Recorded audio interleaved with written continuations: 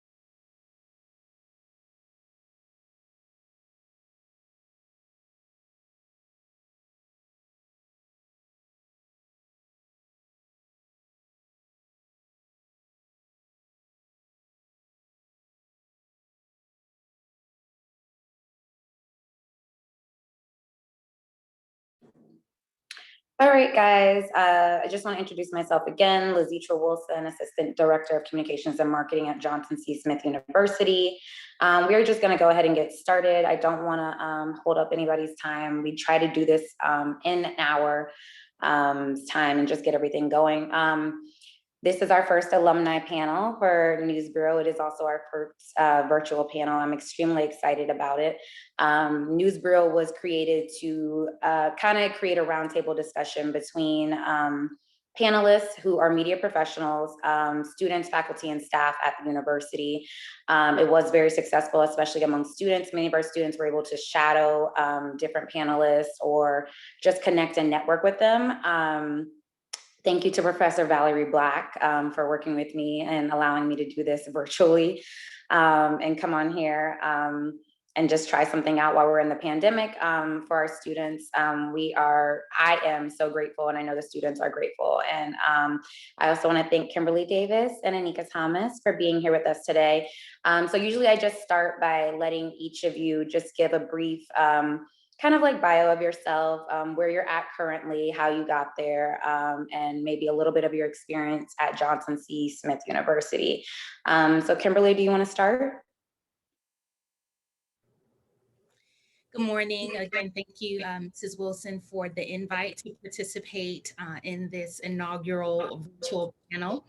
Hello to everyone that is in the virtual audience, especially to one of my students at Benedict College, Keisha Miller. I'm so glad to see you here as well. So again, my name is Kimberly Davis. I graduated from Johnson C. Smith in 2003, which is many moons ago. But currently I am a freelance writer. I just left the ABC affiliate here in Columbia, South Carolina, as the senior and first digital content producer there. I also currently freelance for several other TV stations, serving as their videographer. Of course, because of the pandemic, it's all hands on deck. And so when someone in the newsroom is exposed to COVID-19 and they have to quarantine, we usually tap into our resource of news reporters and say, hey, you live in this area, can you go shoot this for me and upload that? And so this pandemic has been a blessing for me because my media consulting business has also taken off as well, helping people in the virtual setting know how to engage with their audience. And like I said, also being able to go into the field for people who are unable to do so. So that's just a little bit about myself. I'm also a mother of a teenage son who's 14 years old, and he is learning from home. So we had to switch places. So I'm downstairs and he's upstairs so that I can join you all today. So again, so happy to be here.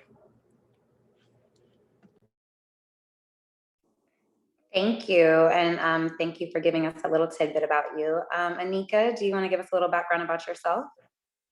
Sure thing. So I am Anika Thomas, formerly Anika Cobb.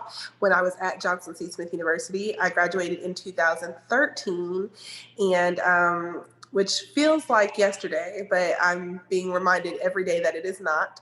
And I am currently the Director of Marketing and Communications at Allen University, right across the street from Benedict that Kimberly just mentioned. And we share a driveway, so to speak. So I am in Columbia, South Carolina. I've been working in communications pretty much about a year or two after I graduated from Johnson C. Smith. I've worked at several HBCUs, which has been a great pleasure.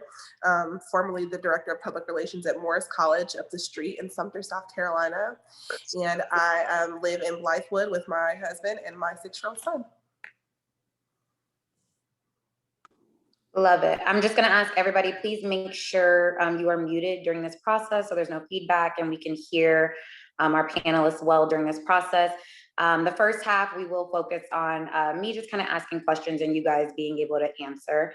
And the second half, I love to leave it open for Q&A, especially for our students who may have questions and how they can get in touch with you or how you got to where you got on your journey and things like that. So I'm just going to start. Either one of you can answer this. Right off the bat, obviously we are in a pandemic. Both of you guys are communication professionals. How, I know Kimberly, you touched a little bit on it, but how has the pandemic really impacted your role and your career? Okay, again, so I'll go ahead and start. So I've been in news and media for 20 years, and it started all on the campus of Johnson C. Smith University with Professor Cassandra Wynn when I served on the newspaper as editor, as writer. So my love for journalism really blossomed there. I'm still hearing a little feedback from someone. Oh, it might be myself. Hold on. Okay.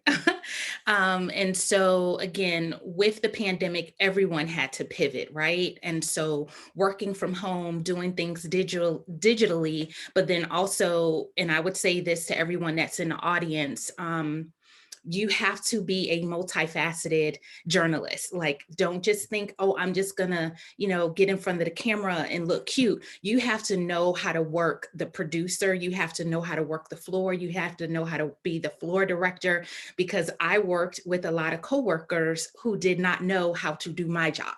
And so I was forced to not only work 8 hours, sometimes 12 hours, sometimes longer than that, especially in the summer of 2020, when we know we had all the injustices going on with Ahmaud Arbery, George Taylor, and others. And so I had to assume just for a short while until I got them trained to where they needed to be. And so oftentimes you have to pick up the slack of others who are either unwilling to do it or unwilling to learn. And so I quickly had to not only do my job, but also be a teacher for adults. So again, I would just say, be at the ready always to pivot. We never know what life is going to throw at us, but don't just say this is my job and that's all I'm going to do, because anyone who's on this call who's been in their respective field for a significant amount of time know that there are other descriptions that you have to do in your job. And so my job, like I said, I was able to not only teach people, but also as a result of being teachable, I was also able to pick up clients for my side business, my consulting business. And so when people see that you're able to put the work ethic in to also teach people, they're also going to reach back and ask for your assistance in other areas. So always be open. And I will echo some of Kimberly's sentiments. I I say all the time that education without preparation is designed to fail. And I say that because I left Johnson C. Smith completely educated and very prepared, and that was because my experience was very unique. I really took advantage of every opportunity that was presented to me to really glean as much information. So I left Johnson C. Smith knowing I did not want to do news, knowing that I did not want to be a journalist. I did not want to be in front of the camera. It was not what I wanted to do because communications is so multifaceted. It has so many realms and so many things you can do. And my passion is connecting people and helping companies put their best face forward, which is why communications, marketing, and public relations really works well for me. As the pandemic, I joined Allen University in the midst of the pandemic. I onboarded in July of 2020.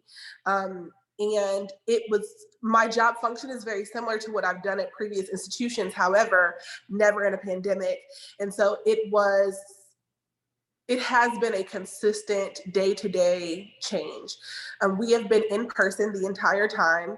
And one thing that we strive to do is best serve the needs of our students, and identifying that for us, it would be best if our students had the option to live in a healthy environment on campus. So with that being said, that means making sure that we are properly communicating to our students, our faculty, our staff, and our community what that looks like. What is that going to take? It's all hands on deck. Who's going to need to do what? And that is where my job comes in. It's not just making a graphic on Canva to send out on Facebook. It's building out manuals. It's making sure that the messaging is right. Are we going to say that we're going to keep people safe or keep people healthy? We can't guarantee your safety, right? So it's looking into messaging and copywriting and how does what I say affect the legalities of things. It has been a constant pivot. It's been a constant turn, and it's been a lot of on-the-job training, which has been very helpful, and I think will continue to help me as the pandemic subsides and we move forward. I think that it will definitely be helpful that we've had to kind of take every turn with this. Also, like Kimberly said, never saying that this is just my job. My job is multifaceted, and it changes day to day based off the needs of the institution. I serve in an institutional role. And so that means that if today I need to be a videographer and tomorrow I need to write 7 press releases and the next day I need to do crisis communications, and that's just what my week looks like. And the pandemic definitely plays a part in that. Great answers. Kimberly, you touched on something that I definitely want to make sure we cover on this call. Last year, I don't know anyone who wasn't impacted, especially people of color, especially HBCUs, especially our students, our faculty, myself, our staff, with the push to address systemic racism in this country. It definitely made it hard for people to go to work on a day-to-day basis. It definitely made it hard for students to focus on class and on school on a day-to-day basis. I do see some students on here that I know did participate in some of the different protests around the nation. Address maybe how your institution or your corporation dealt with that, what you think they may have been able to do better, and how you necessarily deal with it on a day-to-day basis as Black women. Thank you so much for that question. So, as I stated earlier, I was with the ABC affiliate in Columbia, South Carolina, because they did not address it. And so at that point, as the mother of a 14-year-old son, and us constantly having to sit down and have conversations as why his skin color is perceived as a threat, I knew it was time for me to leave. And so at that time, I was reporting on the trending news every day. I would get letters and emails from brown skinned girls, because at that time I was wearing my hair natural. It's still natural. And so I got a lot of pushback from people at senior level management, because I was reporting on what was trending. And at that time, during the summer, for months and months, the only thing that was trending was "I can't breathe," and you being on a man's neck for 8 minutes and 46 seconds. And so I'm just really being transparent here, because I asked for a meeting with the general manager at the time to say, well, why can't I report on what's trending anymore? It's an editorial decision. So with that editorial decision that was made, I felt like it was time for me to leave. So again, I made that choice in the middle of the pandemic, knowing that God would take care of me because he saw what was going on. And we were one of the few news stations, I believe Anika can attest to this as well, because we're in the same city. There were at least 2 news stations who got in front of it, which is what all news stations should have done, especially if you had anybody of color on your news team. And they did promos about it. They had segments about it, but unfortunately, we were not one of those stations. And so again, we have to make sure that we are not letting our voice be silenced. Sometimes you have to step away from a position, you have to step away from money, you have to step away from those things that you feel are bringing you some sort of clout. And again, look at all the opportunities that God has afforded me as a result, because I wasn't willing to stay at a place where you're telling me that I'm not appreciated. And also my son, who you all have seen on multiple occasions, that his life really doesn't matter. And so I'm so glad you brought up that question. So no, we did not address it. And for me, my experience was a bit different because at the time, when it was everyday news, right? Not our lived experience, but at the time where it was everyday news, I was the communications deputy for the South Carolina Coalition Against Domestic Violence and Sexual Assault, commonly known as CDVASA. So at that time, our work was very different in that we weren't charged with taking on the trauma that is the Black lived experience sometimes. However, we did release, with Black women in mind, it is a case study that I encourage everyone to look at that discusses the cultural implications of being a Black woman in America. South Carolina is ranked number 5 in domestic violence for women, period, and women murdered by men. Black women in South Carolina are killed at over 2 times the rate of their white counterparts by men in South Carolina.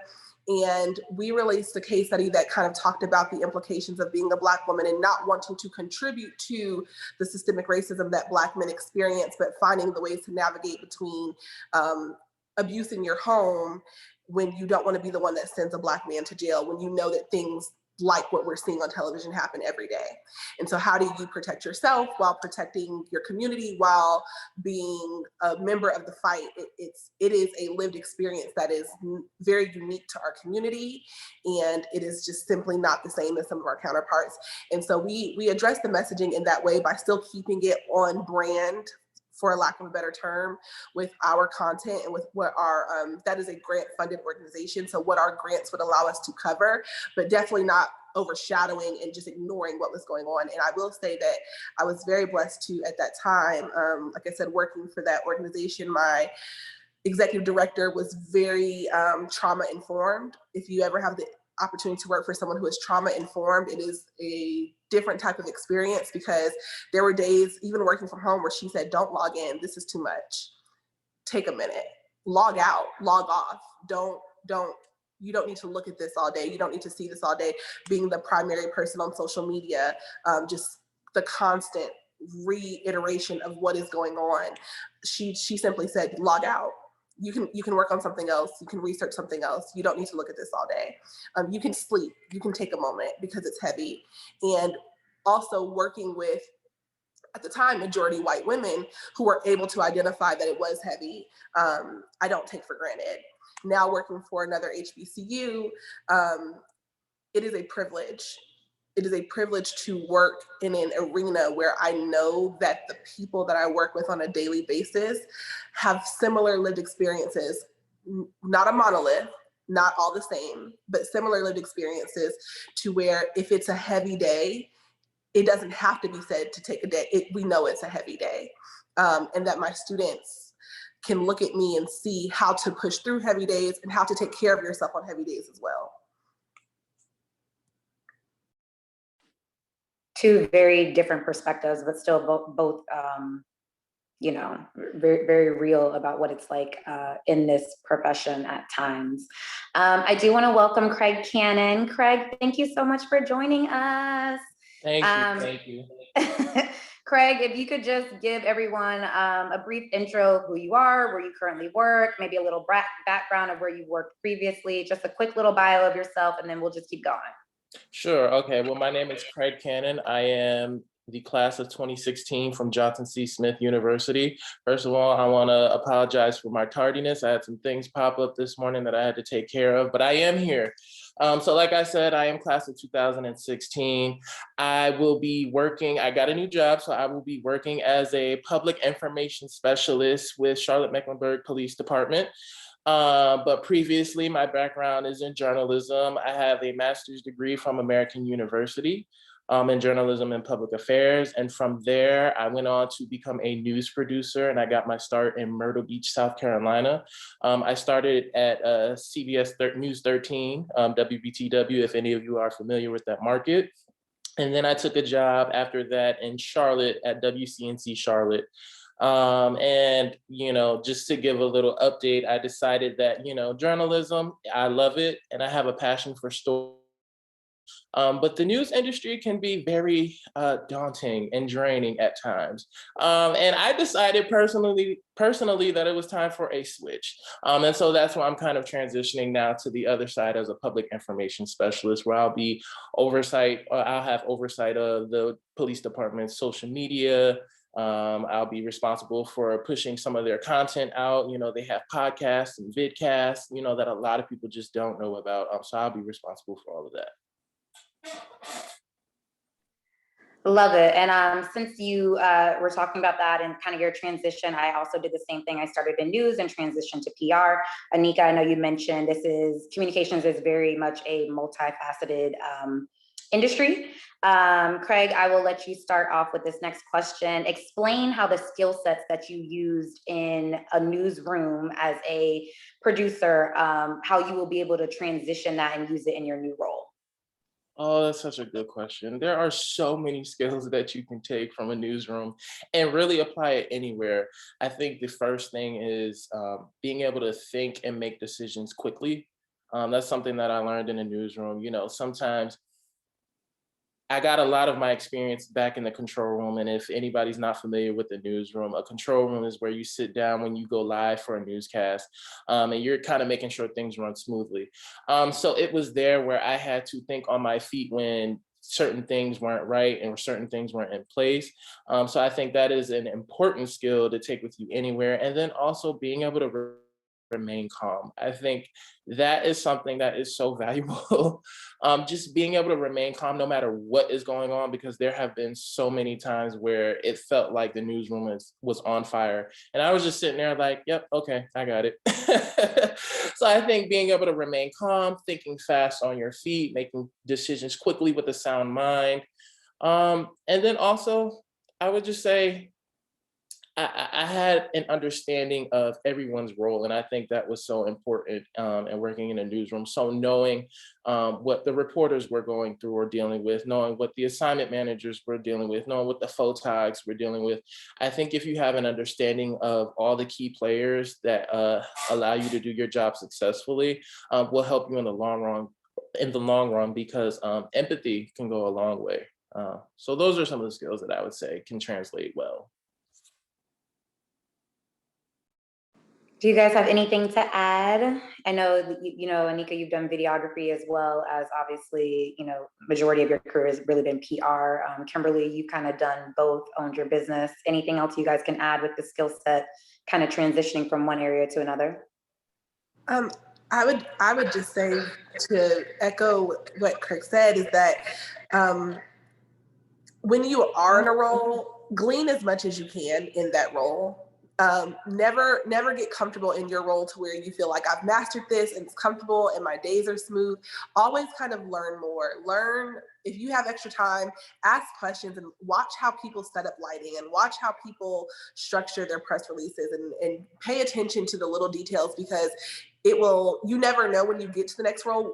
A lot of job descriptions that you'll find will say, and other duties as needed. And so watch watch and glean as much as you can, so that way when other duties as needed arise, you have some working knowledge. You know, a little bit of working knowledge and a Google search, and you can probably get through most things, but having a little bit of working knowledge of a lot of things can be very beneficial. And I just, first of all, Craig, welcome and congratulations, Smithite, on your new position. I miss Charlotte so much. And yes, with you having that news background, you just brought back so many memories of my experience in the newsroom. Like you said, just everything just like, now, everything is just breaking news, but knowing how to remain calm under pressure so that you can make the decisions that not only benefit your organization, but that also your viewers want to see as well. So again, thank you so much for that. And my recommendation would honestly be for anyone in communication to do an internship at a news station. Why?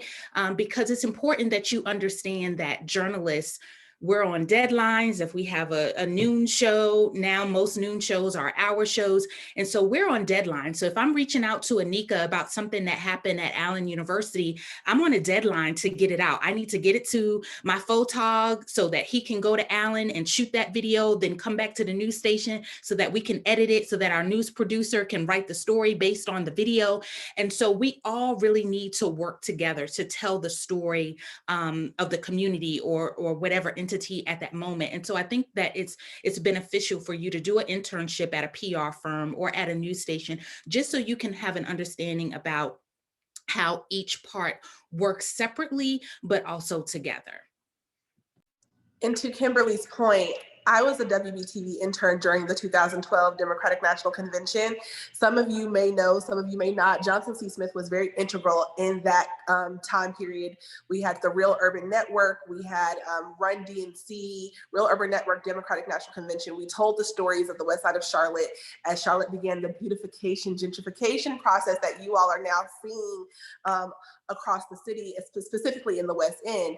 And in that role, I got to do a lot of different things, some of it news, some of it liaising between the 13th Congressional District in Georgia, Johnson C. Smith. I worked heavily under Dr. Lori Porter at that time.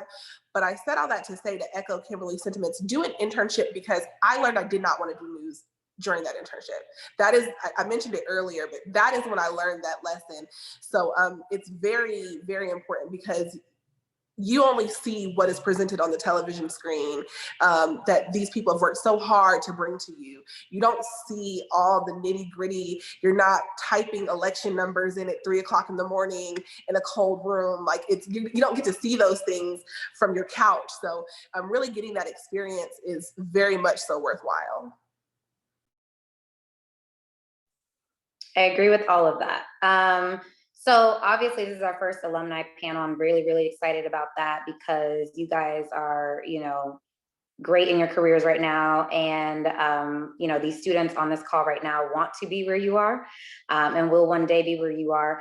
So if you could just share a little bit of your experience at Smith, how involved you were, like what were you involved with? You guys just mentioned internships. Just kind of tell your experience and please encourage the students on this call as to why they need to get involved, what things they can do outside of the university, at the university, what should they be doing with their professors, different things, so that they can, be where you are one day.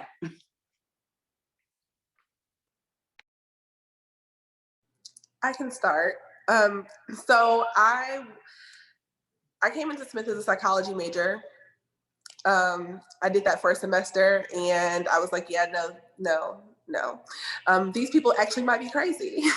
Yeah. So I knew that I liked to talk. I knew I liked to communicate, and I wanted to figure out how to make that work for me. And I had the privilege of some of the most amazing professors, Dr. Black, Professor Guffey, Dr. Porter. I mean, the list goes on and on. Experiencing the comms department is very special at Smith, and all the professors are amazing. And I just really feel like I lucked up in that some of my professors were very candid and honest with me and answered questions and gave us experiences that I don't think I would have had I not been at Johnson C. Smith. I very vividly remember Dr. Black bringing in someone that she used to work with into class one day. And I remember Professor Guffey saying, always, come to class kind of dressed because you never know who we might bring in. And those lessons really stuck with me. In undergrad, I was on the Golden Bulls Activities Committee. When I was on the Activities Committee, they did not have an event staff coordinator. I had at that point realized what I wanted to do with my life, and I made that position simply for a resume bullet. It didn't exist. And I made that position on JBAC specifically because I knew that it would look nice on my resume if I could shape it the right way, and it gave me coordinating experience. I am a member of Delta Sigma Theta Sorority Incorporated, the Sumter Alumni Chapter now. I came into the organization through Johnson C. Smith, the Gamma Lambda chapter, and in there I organized events. I was very integral. I held different positions, and those leadership positions teach you how to function in the real world because you will operate and function with your alumni chapter members. And so you get to learn how business is conducted. I stuck close to some of my professors. My internship with the DNC is probably one of the biggest internships I ever had with WBTV and the DNC. And I got that internship eating a plate of chicken wings at Rudine's on Betty's Ford Road with Dr. Porter. She was with a young lady whose name I cannot remember at the time, who worked for WBTV. They had another intern who was not showing up, who was not coming, was not working. And Dr. Porter looked at me and said, "Do you want an internship?" And I was dipping my French fry into some ketchup, and I said, "Yes, ma'am." And I ate my fry and I started the next day. I was very qualified for the internship. It just was not mine at the time. And someone's lack of focus or someone's life experiences, whatever the case may be, that caused someone to not be there, me just making myself available and sitting in spaces where I was invited into allowed me and afforded me the opportunity to take advantage of that. I always was hands on deck at Johnson C. Smith. I was a student ambassador. I was a student leader. I was the one who people would call, Dean Jones would call and say, "Hey, we got a campus tour and the parents are very, very, very particular. So I want you to do the tour for me." I was that girl. So just making yourself readily available so that way you can keep people and keep yourself surrounded by people who have your best interest at heart and can also influence the trajectory of what happens next with you.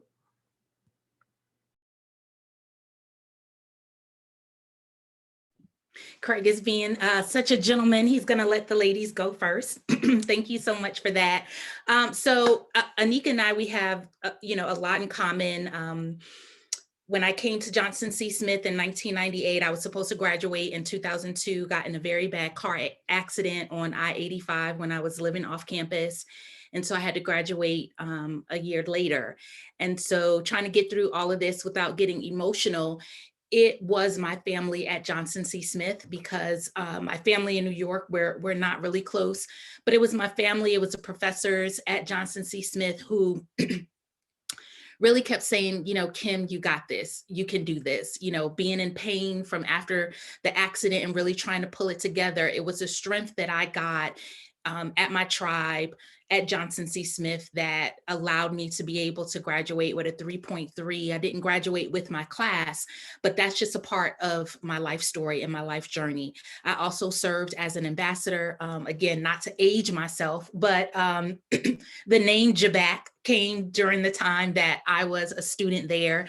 The stadium was being built while I was a student there. And so, so I'll be 41 years young in 2 months, but all of who Kimberly Davis is and continue to strive to be is because of the life lessons that I learned at Johnson C. Smith, the friendships that I got, the intake again with Gamma Lambda. And now I'm a part of the Orangeburg Alumni Chapter of Delta Sigma Theta. I'm a part of the Links Incorporated, Jack and Jill of America Incorporated. And all of that, again, was a result of me being involved on campus, me asking Professor Wynn, I don't know if Dr. Cole is still there, but, what can I do? Do you need any help? Can I help, rearrange your office? Again, with helping rearrange Professor Cole's office led to an internship as well. And so just in conversations that you have with your professors, they will get to see your drive, your work ethic, and will present to you opportunities that are not available to anyone else. Again, I know that my student from Benedict College is on the call now, and I was, chatting with her privately and saying, if there is anything that you need, I'm here to help because I've been in your situation. I would have not loved to be in a pandemic, but I would have loved to be able to roll out of bed and go to school virtually and not have to pay room and board fees. But that's why your professors are there. They're there to help you and push you further. And sometimes, and I know my student can attest to the fact, I'm going to push you. I'm going to prepare you for what the communications world is not right now, not what it was when I went to Smith in 1998, but what it is right now. And the fact that you have to diversify your portfolio. And so even though I'm still heavy on the news side, I still know how to write a press release. I still know how to send a thank you and follow-up note. I still know how to call and have a conversation. I still know how to tweet, but then I can also write something in length and make sure that I'm using either Grammarly or just the skills that I have to make sure, because once you put it out there, as Anika can probably test to, and also Craig, once you put a press release out there and you have all these grammatical errors, because we get lots of them in the newsroom, people are judging you based on that. And so I never want that to poorly reflect on what I was taught at Johnson C. Smith University. Also had an opportunity to serve as several campus queens while I was there as well. And so I don't know if you all are juniors or seniors or not, but get involved any way that you can, and definitely don't let the pandemic stop you or slow you down. Like Anika said, make sure you go out and you create opportunities. If no one has a seat for you at the table, maybe that's not the table that you need to be at. And so you create your own. Well said, well said. So I would say I was pretty involved at Johnson C. Smith. I came in the fall of 2012. This was trailing the Democratic National Convention for the re-election of President Obama. So a very unique time. And my freshman year, I took pretty much generic courses, freshman orientation, math, science, all those basic courses. And I remember it wasn't until my sophomore year where I really had to figure out, okay, what am I going to do? I had it in my head from high school that I wanted to study criminology. And so I started taking courses with the criminology department. And I remember going to that library and reading over a document and looking at it and going, what am I doing? What am I reading? I have no idea what they're talking about. But I knew I liked to communicate with people. I knew I liked getting to know people. And I said, well, if I like to communicate with people and talk to people and get to know people, I might as well just study communications. Like, that's literally how it happened. And so I went to my advisor and I decided to switch my major. And it wasn't until that sophomore year where I got to know Professor Black and Dr. Guffey and Dr. Moore and Dr. Kissenberg. And so when I started taking classes with these professors, I was really intrigued. They kept me engaged. And I think that's the most important thing, is to be engaged with your students. And they were definitely engaging. And I always had the type of personality where I just like to go and sit and talk with people. So I would go to Professor Black's office and just talk with her for hours about random things that were happening on campus. And so with that kind of mentorship, it led me to really be passionate about what I was doing in their classroom. And so I was involved in several different student activities. I was a student orientation leader, so helping the incoming freshman classes get adjusted. I'm a member of Phi Beta Sigma, the Alpha Epsilon chapter at Johnson C. Smith. I crossed in the spring of 2014. And so just being involved in those organizations allowed me to get to know people, not only in those organizations, but beyond those organizations. So a lot of people knew who I was on campus. And I think those connections were extremely important and making that experience a well-rounded experience on campus. I had the opportunity to present my senior research paper at a communications conference in Baltimore in the spring of 2016 with the help of Dr. Moore, Dr. Guffey, and Professor Black. So I would say overall, I did a lot. And upon graduating, I decided I wanted to continue that. I wanted to continue to learn about communication, specifically journalism. And so that's what prompted me to go and get my master's. And so that's pretty much the path I took that led me to this point in my life right now. But I would say definitely get involved, take advantage of any internship opportunities that you can, and just talk to people. talk to people. You never know what can come from those conversations. They might have a resource or a connection that can change your life. So definitely don't be afraid to open your mouth and really just build those connections. Okay, really good answers, you guys. Before I ask you guys the last question, I will ask that anyone who has a question, if you could please put it in the chat. And this last question is more so just focused on, kind of, you guys have dropped gems this entire call, and I appreciate that. But all of you guys have mentioned internships and being heavily involved in networking, the power of networking. Some students on this call, might be juniors or seniors getting ready to kind of embark on that postgraduate readiness and things like that. What advice would you give for, I guess, embarking on a job? Obviously, we need to have our resumes together. If you're going into TV, if you have advice for their reels that they need to create, how long they should be, if they need to have certain stand-ups, different things that they might need to have just going in the field of communications. So first, I would say to clean up your social media because, just clean up your social media. If you wouldn't want your great grandkids to see something, again, I'm a big proponent on not deleting stuff because as we've seen, you can delete stuff and it still lives out there. But I just want you to be cognizant of things that you post on and even conversations that you engage in with people by commenting on their posts. Just really be careful about that. Like you alluded to, Ms. Wilson, definitely update your resume, but also create your own stand-ups and your own reels. Go out into the community, of course, socially distance, mask up, and create stories that you would want to go on your reel. I would always say I keep an updated reel, even though I'm not at a TV station right now. But I would have a reel that is no longer than 5 minutes. And then I may have a lengthier one that just goes a little bit more in depth into some packages, into some stand-ups. And again, I would be a little bit versatile also in your reels. I would also have something in there as far as sports. You may not want to go into sports, but I would definitely have something in there that is sports related. I wouldn't do weather or meteorology or anything like that, but definitely try to make it as versatile as possible. Some man on the streets, again, your stand-ups, your packages. If you don't edit it yourself, make sure you get someone that edits that knows exactly what they're doing.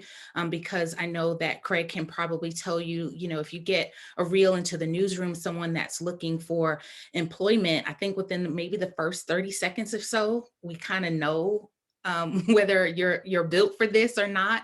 And so again, get some feedback, have someone else watch it. I'm pretty sure you can reach out to all of us. Ms. Wilson will share our information, reach out to us, let us watch it and see, because again, we're here to help. And so when one Smithite rises, we all rise.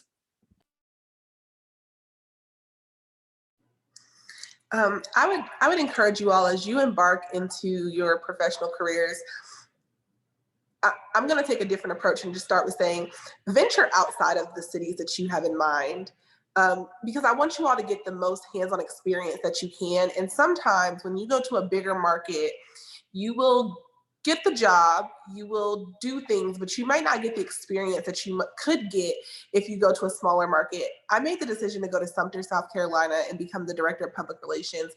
It was a thing with my students there to find out how old I was. I started there when I was 25. I sat on the president's cabinet of a college at 25.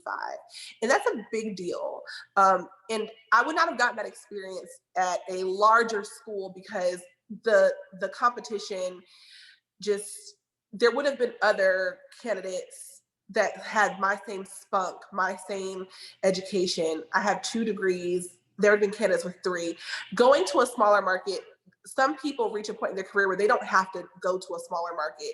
So it leaves a lot of opportunity available and on the table. And I would really encourage you all to look into some of the smaller markets to really get as much experience as you possibly can to prepare you for the larger markets. I would utilize LinkedIn to the best of your abilities. As you're making the reels, like Kimberly encouraged you to, LinkedIn now has a feature it did not have when I was first coming out of college, and that is that you can upload, you can upload your videos, links to your YouTube videos, press releases, you can upload documents. If you're a graphic designer, you can upload your designs, you can upload, I have to do annual reports every year. No matter where I've worked, I've always worked in nonprofit, so every year I have to create some sort of annual report. I can upload those right there, right to your LinkedIn, so potential employers can look and see, and you can put descriptions. I'm a spokesperson for the institution here at Alumni University. I do a lot of voiceover work. We have a new construction project going on. Let me tell you about what we have going on here. I do a lot of that, and so I'm able to put that up there. I may not be the videographer for that or the editor for that, but I am writing the treatment. I am the voice. I am the talent. I'm a copywriter. I can put all that in the description and keep yourself updated even when you are in a comfortable position or even when you're in a job you love, just because you always want to make sure that you don't have to sell yourself short in the future and go back and think about what you did. Update yourself consistently along the way. Also, the one thing that I regret not doing that I would highly encourage you all to do is you're going to have a lot of professors that are going to support you, but until you open your mouth and ask someone to be a mentor who's going to truly advocate for you, I really encourage you all to get a mentor. Get a mentor who is going to champion you in rooms. Get a mentor who is going to advocate for you. You have professors that are going to support you and be there for you to ask questions, but a mentor is a little different because they're going to help shape you in a different way. And it's kind of hard to explain why they're different for me personally. Maybe someone else can explain a little bit better, but I strongly encourage you to seek out and request someone to mentor you, help mold you and give you the connections and champion you, put their name on the line for you, because this business is truly who you know. I have my wonderful degree from Johnson C. Smith. I have a second degree from Purdue University, a ton of experience, and it was still difficult to get my foot in certain doors. So having a mentor who can champion you and connect you to their networks and expand your network can be very beneficial along your journey. So the advice that I would give to the juniors and seniors or whatever year you might be along at Johnson C. Smith, go the extra mile to make sure you tie up those loose ends. I think it's important to understand that sometimes we get so excited, we just want the job or we just want the internship, but take the time to make sure that resume is short, concise, and sweet. There are no errors. If you are submitting a reel for TV news, make sure there are no flash frames or make sure there are no audio trouble, there's no audio trouble. I think that is important because once you hit send, you cannot take that back. And people are judging you based off of what you send. So I think going the extra mile, take advantage of a lot of the free online resources that you have. LinkedIn, as Anika just mentioned, is a great tool to use. You wouldn't believe how many news directors have reached out to me based off of what I've uploaded on LinkedIn and said, hey, we want you to come produce at our news station. And I'm like, I don't know if I want to go to Alabama or Arkansas, but thank you anyway, but you never know what that can lead to. People are looking at your content, believe it or not. And you can even create a free website. You can use Wix or WordPress. There are certain tools that you have out there to really push your content. And like I said, go that extra mile, pay $5 for that domain or $15 for that domain, however much it costs. Don't be afraid to go that extra mile, tie up those loose ends, and just make sure you are staying connected with the people that you meet at Johnson C. Smith, beyond Johnson C. Smith. Like I said before, don't be afraid to open up your mouth because you just never know what opportunities that people might have out there waiting for you, and you never know where it can take you. So that would be my advice for you all. One more thing before we move forward, export your resume in PDF. Always send your resume in PDF. And I say that because Microsoft Word will look different on different computers. If I have 93 and you have 97 and someone has 2007, just save yourself the trouble. You'll spend all that time formatting it. You'll put pretty margins and things, and it'll get to someone's computer and they're sending it through a feeder and it's not catching certain things that you had with this job because it's populated it with this job. export your resume in PDF. Okay, I didn't see anything in the chat. Oh, wait, I did. So Nadia, hi Nadia, says she is a junior and student leader here at JCSU. Kimberly, you mentioned wearing your hair in a natural state. What pushback did you receive because of that? Has wearing your natural hair affected your experience as a media professional? Thank you, Nadia, so much for your question. I see Exodus Moon put something in there. I haven't had a chance to read it, see if it was a question or not. I don't want to skip over her. But to answer Nadia's question, I didn't really get any pushback for my natural hair. When I started wearing it natural, I kind of, got the looks like, oh, Kimberly, but they didn't say anything. But then one day I like how you're wearing your hair. I think they were trying to figure out how to approach it. But I loved all the viewers and their emails and their tweets or their retweets of me. And then I also, several times I wore Johnson C. Smith paraphernalia on air. And so, so I will say I was really a trendsetter in that way before the natural on air movement kind of took off. I just took a leap of faith, and you just have to be willing to break glass ceilings and not be afraid who the glass hits. So yeah. Can I comment quickly? Interestingly enough, not working in news media, when I were to wear my hair natural, I did get pushback, not necessarily at this institution, but in other roles, simply because I tend to work with a much older generation, and I tend to encounter respectability politics a lot. So I love being able to see some of our media counterparts normalizing our natural hair, because I've worked in spaces where my next closest colleague was maybe like 65, 70. And while that to me is not necessarily old, there's a certain level of generational norms and respectability politics that come into place that I want to put that caveat there that please be mindful that it's not just on camera where that might come into play.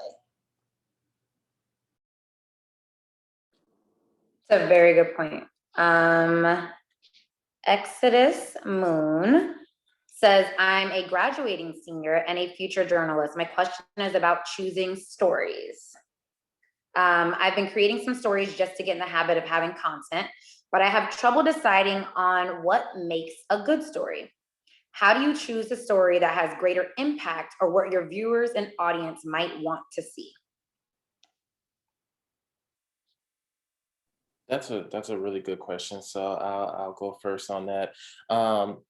As a producer, I realized that you have to know your audience, know your demographic. So whatever media outlet that you are producing for, kind of gain an understanding of who you're creating for, who you're putting it together for. I think what Kimberly said earlier about being versatile is extremely important, because when you go into TV news, as a reporter, sometimes you don't always get to choose the stories or work on the stories that you had pitched in the meeting. Sometimes they might assign you. So I think that versatility aspect is so important in knowing how to do a sports story or even a weather story. Sometimes we might send our reporters out on a weather story, and knowing what you're talking about. When I was in school, I used to struggle with finding stories. I used to struggle. I'm like, especially in undergrad, I didn't know like where to go, who to talk to, and how to put together a story. I think always observe your surroundings, always observe what's going on, because sometimes you can find stories that way, and sometimes it just clicks. Sometimes you'll go, oh, this is something that is impacting our students. Maybe I can tell this story. When I went to graduate school, my professors actually would comment on the types of stories that I would do, because they were always not traditional, and they were always kind of out there.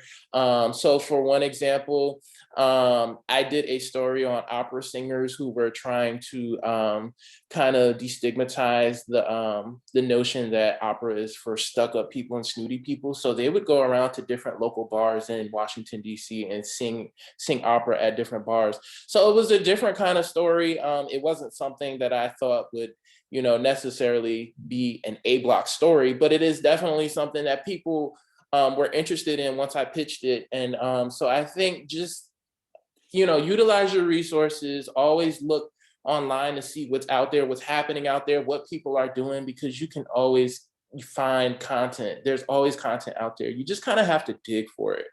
So I'm not sure if that answers the question completely, but that's the advice that I can give.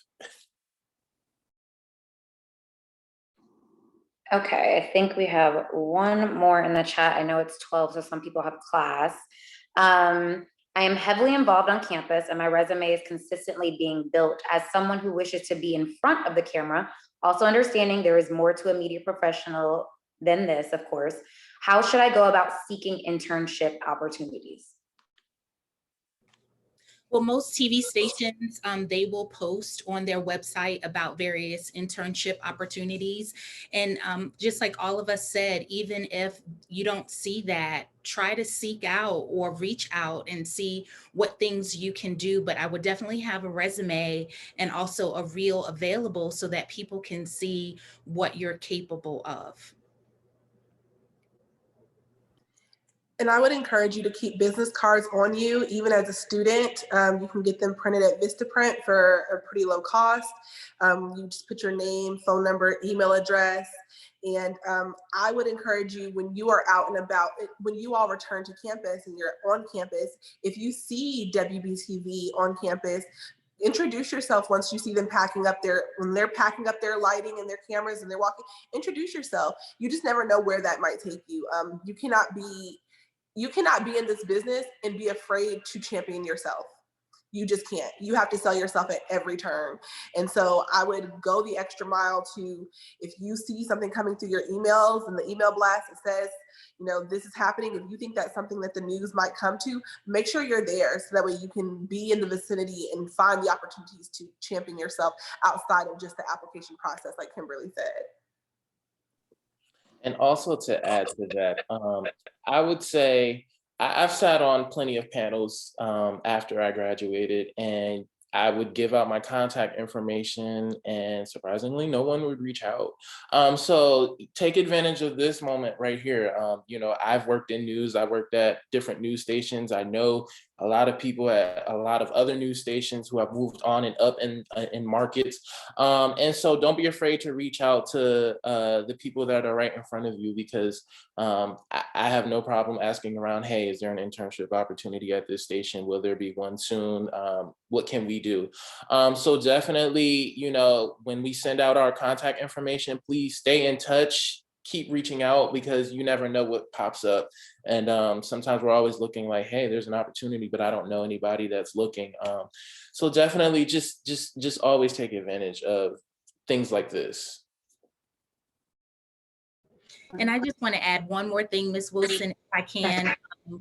When if you're using platforms like Canva that has templates for resumes and stuff like that, again, I can't stress enough proofreading, because I've received resumes from people that want to intern with me, and they still left like the template stuff in there. And it's like, put your text here. And so again, once you hit send, that's it. And I'm going to probably toss it if you didn't even have enough time to make sure that your stuff, if you want to work in communication, that you haven't went over the template. The template is the template. And so again, just make sure that you're proofreading and editing as much as possible. I have in the chat, and I will email you, Professor Black, but everyone wants your contact information. There's a few students who would like to follow up with you guys. I know we're a little over time, want to go ahead and just thank the three of you for participating. I appreciate it so much. And I know our faculty, staff, and students on this call appreciate it. Actually, our Vice President of Student Affairs, Dr. Haywood, put a very lovely thank you in the chat earlier. So this is definitely very beneficial. And hearing from alums like yourself, successful alums like yourself is just, you know, it's great. So I will pass your contact information along to Professor Black, and a few other professors that I see on this call. Dr. Kissenberg, I see you. Ms. Waterman, I see you. And so that you guys can pass it along to your students. And hopefully this helps in the future of our young Smithites right now. But again, thank you so much for participating. I know I speak for everyone and I say we are just so glad to have you for this hour of your time. And hopefully I get to do more News Bureau panels so we continue this conversation, continue to connect students with media professionals. But I do thank you so much for your time, for showing up for us and showing up for Smith today. I know it is greatly appreciated. I know Professor Black, if you wanted to add anything. I don't. I just want to echo your sentiments of thanks to Kimberly, Craig, and Anika. It's great to see you guys, and you guys gave our students some invaluable information that I'm sure they're going to use because I'm going to harass them about it. Okay, so everyone, thank you for joining us today, and that is the end. And I will send the follow-up email to you, Professor Black, so that everyone can have it. Thank you all. Thank you. Thank you for having us. Y'all clean up your social medias and change your username and handle. It shouldn't be Black Stallion. Miss Wilson. Miss Wilson. Yes. I'm not a professor. I'm Anika's mom. I was. Oh, I'm so sorry. I apologize. But thank you for joining us. No problem. Thank you. Thank you. Bye-bye.